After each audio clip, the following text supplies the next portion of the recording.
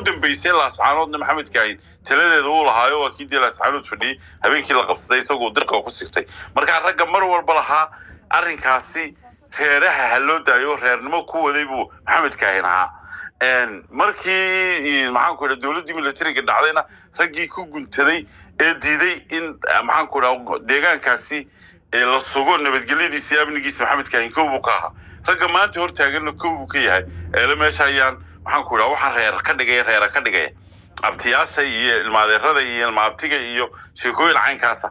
arrintana intaa way ka weyntay dowladnimo laga hadlaya dowladnimo haddii laga hadlayo dowladnimada demo waddo loo raaciyo marin bay leedahay dowladdu abtimo taqaano iyo ilmaadeertoona iyo inaabtitoona dowladdu waxa weeyaan waa serious business marka Somaliland waxyaabaha ka qaldan waxa weeye hadday tahay mid diblomaasiyadeed iyo hadday tahay mid military iyo hadday tahay mid siyaasadba Somaliland political elite-keedu balwadooda daacad ma aha waxaynu u baahannahay inay balwadooda daacad noqdaan iyada yiraahdaan warniyo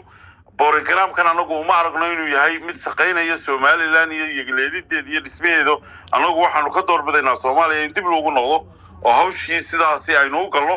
oo wax weeyaan tacabna gelin mayno dhiigna ku daadin mayno in Somaliland dowladnimadeeda la hirgeliyo wax weeyaan dadku ha ka hawl yareystaan sidii Soomaaliland isugu keeni lahaa hawsheeda aanu galno taa waa wax la garan karo wax weeyaan qofka bini'aadamkii hadduu political decision leeyahay dee wax la garan karo wax lagu tegi karo Soomaaliya aynu dhisno wax la garan karo Somaliland aynu dhisno wax la garan karo laakiin meel dhexe oo aan xaggaan ahayn baan fadhiyaya waa qalad weey Washington imika dagaal buu xasan sheekh maxamed ka wada ku ka wadu baranna ka wada ku ka wadu absawo ka wada ku ka wadu ankara ka wada Somaliland halkee wax ka wada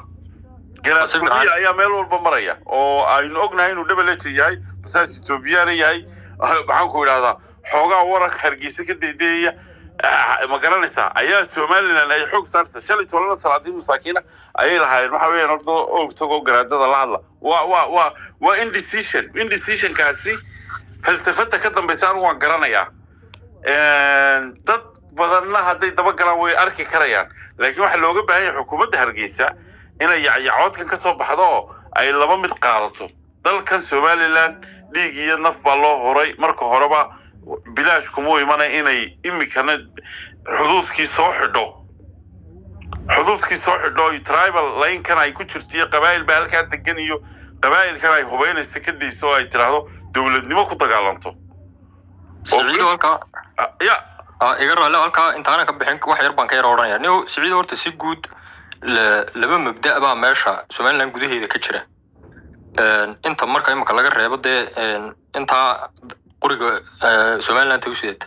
labada mabda waxa weeye in mabda dagaal si toos war declaration of war toos lagu dhawaaqo oo maxaa la yiraahdaa sidii wajigii musabix raacayay waji kalena wuxuu noqonayaa in labadaba la isku wado maxaa la yiraahdaa dawladda horta anaga ugu raacsan oo fiisliyo habacsanaan way jirtaa laakiin sida saxda wax laba mabda ba wax saddexaad uma dhaxayn karaan mabda waxa weeye mabda declaration of war lagu dhawaaqo dagaal sida lagu galo lagu kala calaf qaado marka aynu eegno midna waxa weeye adigoo dagaalkiina u diyaara inaad siyaasadna wado adduunkana dagaal kasto dhaca qori kaliya laguma kala adkaado siyaasadda barbar socota dagaalkuna way jaangoysaa dagaalku inuu guul noqonayo inuu guul darro noqonayo anigu waxaan aaminsanahay kaamka waxaan ku jiraa waxa weey adigoo diyaara dagaal u diyaara is abaabulaya mobilization sameynaya inaad laba dariiqo labadaba haysato yacyood maaha anigu sidan qabo weeye yacyood maaha imaka yacyood systemka dawladdu ku dhaqmaysa wuu yahay oo taana ugu raacsan oo dee waxa weeye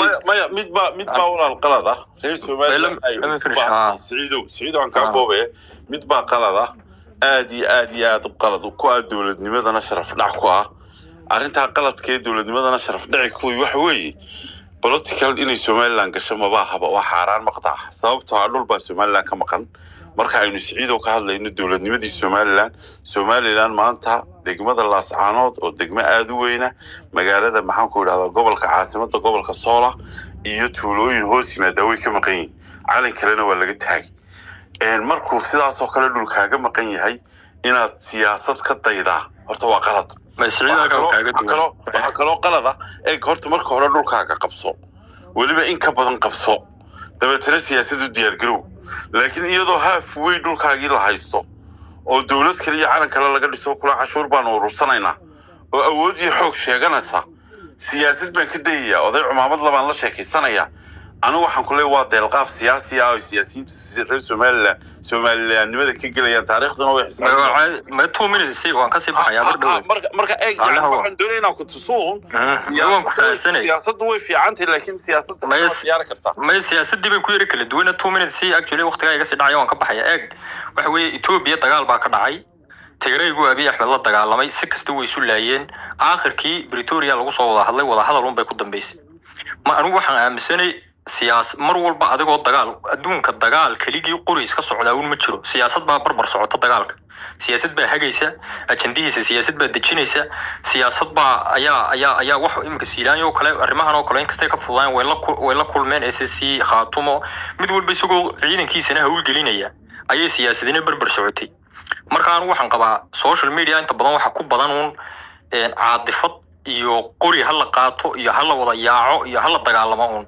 laakiin dagaalku waa lagu jabaa dagaal bila siyaasada anigu waxaan qabaa madaxweynuhu soo gudida nabadda muu dhisin gudida dagaalkana ha dhiso ama gudida difaaca dabadeedna laba shaqo kala nooc ah ay labada gudi qabanayaan midna wuxuu ka shaqeynayaa nabad hadii la helayo sidoo nabad institution gaar ah weeyo halkaas uu degan yahay nabad iyo arrimaheeda iyo waxaas uu ka shaqeynayaa iyo waxyaabaha nabadda keeni kara iyo waxyaabo noocaas kana dagaal iyo hawlgelin iyo abaabul iyo diyaargarow uu ka shaqeynayaa labadaas ayaa siyaasadda adduunka lagu hagaa laakiin dagaalun iska soconaya waxa weeye ilaa qiyaamahu buu soconay guarantee ma aha dagaalku inuu mar walba aad ku guuleysanayso mid kale hadad macal ku guuleysato casualties unnecessary buu keenayaa dagaal bila siyaasaday marka aan waxaan qabaa dawladdu habacsanaan waan kugu raacsanay badan inay ka muuqato laakiin waa inay is-abaabushaa labada shar iyo khayrba waa inay diyaar u ahaataa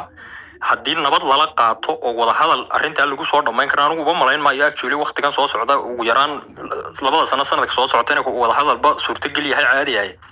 laakiin labada option ba inay anigu haysato baan qabaa ma intaas un baa kaaga yiri duwanay laakiin arrimahan kale oo dhan waan kugu raacsanay 100% ku soo